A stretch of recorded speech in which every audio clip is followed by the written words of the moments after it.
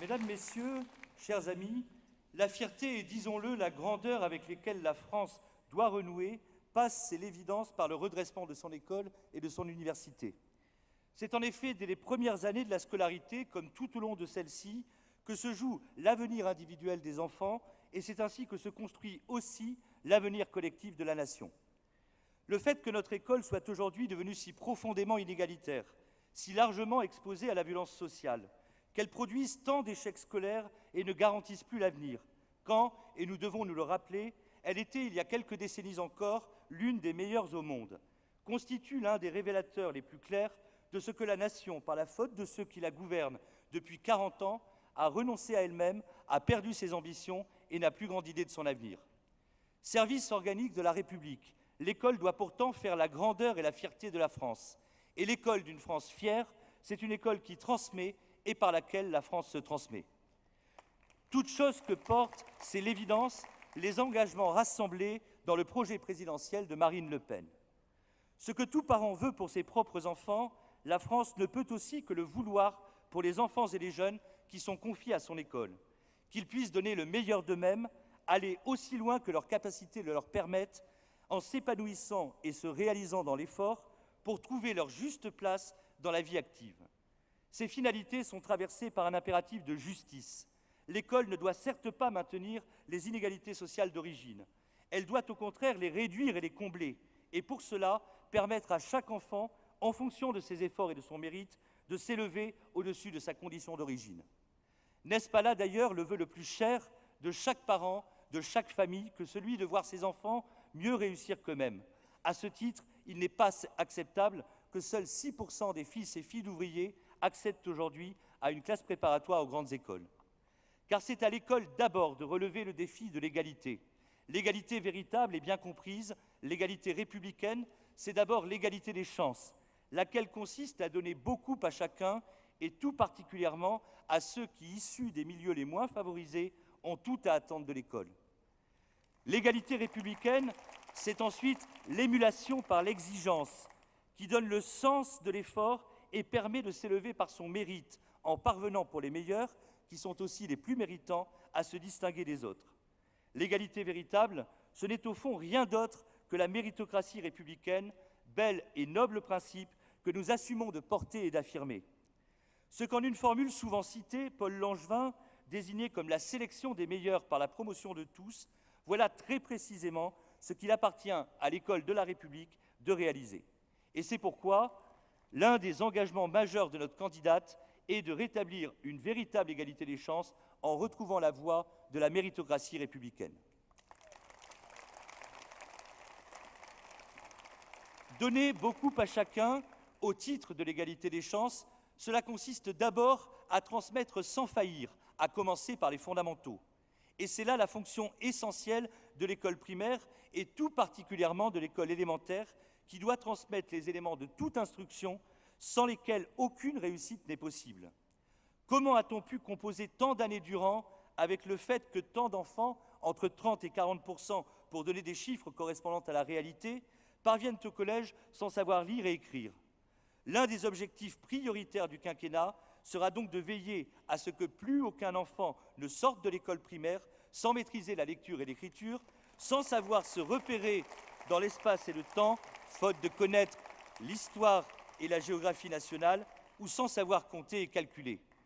Il est donc impératif, comme s'y engage encore notre candidate, d'assurer la transmission des connaissances par le renforcement des apprentissages fondamentaux. Cela passera par une réforme de l'enseignement primaire visant à le recentrer sur ses missions essentielles. Une réforme du temps scolaire d'abord, qui devra être définie selon les rythmes d'apprentissage et non induire, sous prétexte d'inclure du temps d'activité périscolaire et donc de l'accessoire, un surcroît de fatigue. Il faudra donc revenir sur la réforme des rythmes scolaires du précédent quinquennat, comme s'y engage encore notre candidate. Cela passera par une réforme des contenus enseignés et des méthodes d'enseignement, éclairées du sens des priorités. Marine Le Pen s'y engage aussi, ce sera à l'école primaire la moitié du temps d'enseignement qui sera dédié aux Français.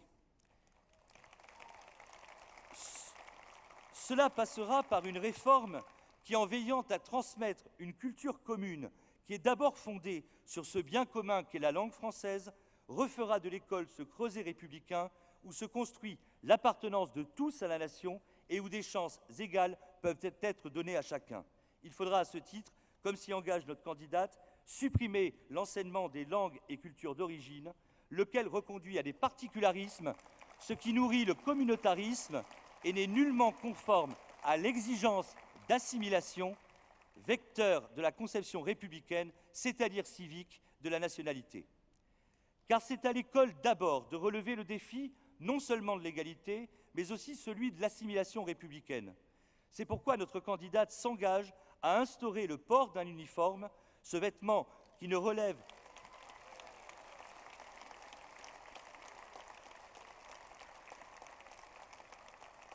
uniforme qui ne relève d'aucun passéisme, mais est au contraire pleinement adapté aux enjeux de notre temps, se justifie à plusieurs titres. Il contribuera largement à résoudre les problèmes que posent les manifestations d'appartenance à telle ou telle communauté, telle ou telle religion. Il estompera les différences d'origine sociale qu'il appartient à l'école de transcender et qui se signalent souvent par la tenue vestimentaire. Il contribuera à recentrer l'attention des élèves trop souvent détournés par l'insignifiant, la mode notamment, en les reconduisant à l'essentiel, leur progression dans l'acquisition des connaissances, le goût de l'étude et le sens de l'effort. Toute chose devant absolument prévaloir, conformément aux missions essentielles de l'école. Mais pour que celle-ci renoue effectivement avec ses missions, il est impératif que les enseignants soient rétablis dans leur fonction de maître, ce dont dépend l'autorité dont ils sont investis et qu'il leur appartient d'incarner. Qu'il faille donc rétablir l'autorité et le respect du maître, comme s'y engage notre candidate, constitue bel et bien une condition absolue du redressement de notre école. L'autorité, qui doit être distinguée de la sanction, est bien plutôt ce qui inspire naturellement le respect. Et le respect qu'inspire le maître tient d'abord à ses compétences.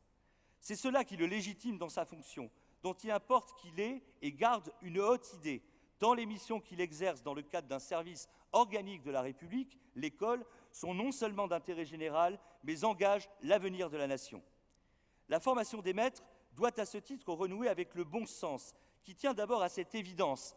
L'élève n'est nullement l'égal de l'élève. Entre l'un et l'autre, une salutaire asymétrie existe, car elle est la condition de la transmission du savoir. Et le maître n'est nullement l'égal de l'élève, car il est celui qui détient un savoir, celui qui sait et qui transmet ce savoir à l'élève, qui lui ne sait pas encore et qui est à l'école pour apprendre.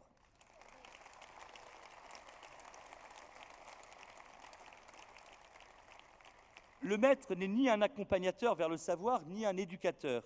Il n'a pas à nouer des rapports de camaraderie avec ses élèves, mais doit maintenir une distance, la verticalité d'un rapport à l'élève.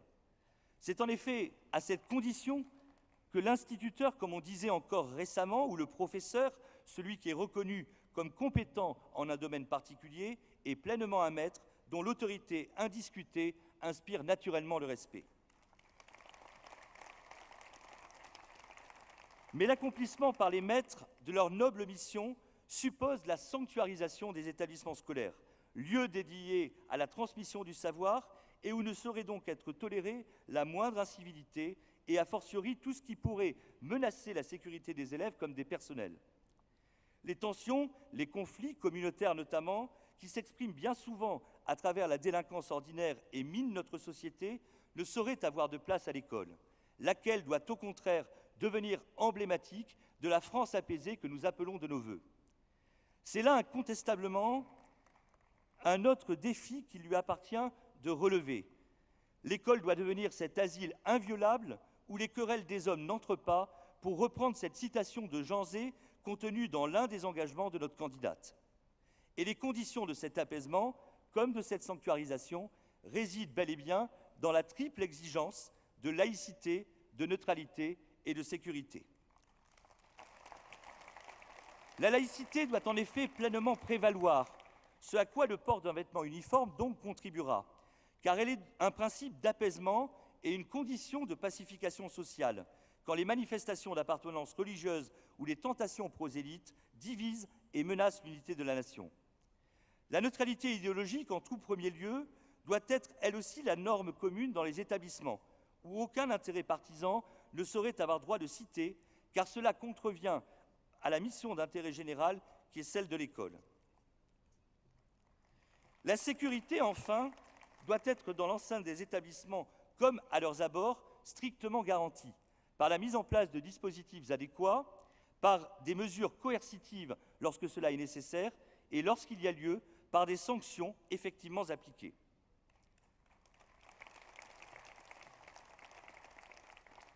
Telles sont donc les conditions impératives pour que les établissements scolaires, trop souvent gangrénés par les incivilités, la délinquance et la violence ordinaire, deviennent ces lieux où s'effectue pleinement la transmission du savoir qui émancipe et élève socialement. Mais pour que notre école et notre université permettent la sélection des meilleurs par la promotion de tous, encore faut-il qu'elles proposent à chacun, selon ses aptitudes et ses goûts, des voies permettant de s'accomplir en trouvant du sens, des raisons d'épanouissement personnel et des motifs de reconnaissance sociale. Ce sont là les conditions pour que l'orientation des uns et des autres se fasse de façon raisonnée et pour que la nécessaire sélection entre ceux qui poursuivront des études longues et ceux qui s'orienteront vers des métiers plus manuels et techniques ne soit vécue par personne comme un échec ou une relégation. L'un des principaux chantiers est ici celui de la revalorisation effective de la voie professionnelle, qui ne doit plus être choisie par défaut. L'impératif est de revaloriser l'apprentissage qui doit faire, et sans nul doute précocement, l'objet d'un choix pleinement volontaire et positif. Cela ne pouvant être le cas qu'à partir du moment où cette filière sera pleinement qualifiante, où les apprentis comme les employeurs y trouveront les uns et les autres leur compte. Ces choses réalistes du fait des débouchés qui incontestablement existent. C'est de surcroît ce que doit viser une volonté politique qui, à juste titre, ne consent pas à la mort progressive de notre artisanat, de nos commerces et de notre industrie. Et c'est justement pourquoi Marine Le Pen s'engage à développer massivement l'alternance par des contrats d'apprentissage et des contrats de professionnalisation dans l'artisanat, le secteur public et privé, et de rendre la formation professionnelle plus efficace, moins opaque et moins coûteuse. De façon plus générale, c'est à une grande réforme du système scolaire et d'enseignement supérieur, le refondant sur la pratique de l'orientation positive et de la sélection juste, qu'il faudra procéder. Lorsqu'aucune sélection n'est opérée, ce qui est singulièrement le cas aujourd'hui au collège et dans certaines filières universitaires, c'est, conséquence inévitable, à la massification, à l'abaissement du niveau et à la dévalorisation des études et des diplômes qu'on assiste. Ainsi faudra-t-il, au cours du quinquennat, procéder à la suppression progressive du collège unique, qui, sous prétexte de faussement démocratiser le collège, a fait triompher la médiocrité et produit un échec scolaire massif.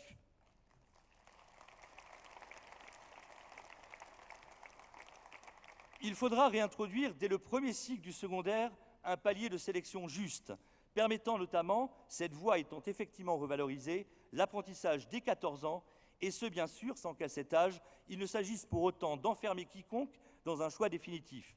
Il faudra, comme s'y engage Marine Le Pen, promouvoir l'alternance et par ailleurs maintenir des passerelles ouvertes. Par ailleurs, cette orientation ne sera juste que si, bien évidemment, elle trouve sa justification par les aptitudes et les goûts effectivement manifestés par les adolescents, outre qu'elle supposera que soient donnés en amont des chances égales à tous, on perçoit aisément la cohérence d'ensemble du projet. Au niveau supérieur des études, il faudra, c'est également un impératif, et ceci dans le bien des étudiants et de leurs familles, introduire la sélection à l'université. À l'exception de certaines filières par nature sélective, comme la médecine, le drame à l'université, c'est la massification. Battant en brèche toute sélection, on laisse s'engager dans de nombreuses filières pléthore d'étudiants en les condamnant à l'échec ou, ce qui revient au même, à décrocher des diplômes sans réelle valeur. Eh bien, quitte à provoquer une petite révolution culturelle, et ceci donc dans l'intérêt des étudiants qui doivent cesser d'être abusés quant aux débouchés réels des études qu'ils poursuivent, il faudra instaurer, ici aussi, des paliers de sélection justes.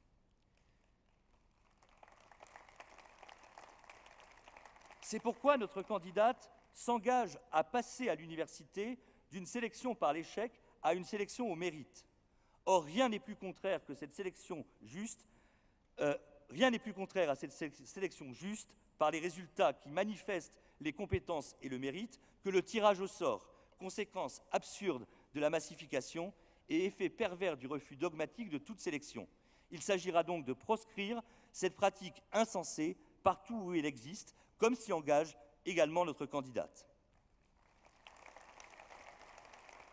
Et il faudra, au contraire, comme elle s'y engage aussi, revaloriser les bourses au mérite, puisque les plus méritants des étudiants doivent évidemment bénéficier du soutien de l'État pour la poursuite de leurs études. Enfin, dans le souci, là encore, de cette excellence qui doit tirer vers le haut l'ensemble des étudiants, Marine Le Pen s'engage à défendre le modèle d'enseignement supérieur français qui passe par la complémentarité de l'université et des grandes écoles, ce qui suppose de défendre aussi la spécificité des classes préparatoires qui constituent le lieu par excellence de la méritocratie républicaine et doivent, partant,